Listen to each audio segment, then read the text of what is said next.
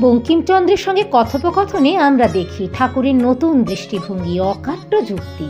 তিনি বঙ্কিমকে জিজ্ঞাসা করেন, কেউ কেউ মনে করে শাস্ত্র না পড়লে, বই না পড়লে ঈশ্বরকে পাওয়া যায় না। তুমি কি বলো, আগে সায়েন্স না আগে ঈশ্বর? বঙ্কিম বলেন, আগে পাঁচটা জানতে হয় জগতের বিষয়। একটু এদিককার জ্ঞান না হলে ঈশ্বর জানবো কেমন করে? আগে পড়াশোনা করে জানতে হয়। ঠাকুর বলেন, ওই তোমাদের এক, আগে ঈশ্বর তারপরে সৃষ্টি। তাকে লাভ করলে দরকার হয়তো সবই জানতে পারবে।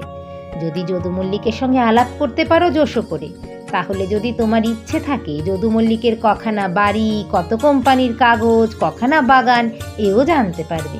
যদু মল্লিকই বলে দেবে। রাম, কৃষ্ণ, বুদ্ধ, চৈতন্য প্রমুখ অবতারেরা পণ্ডিত ছিলেন।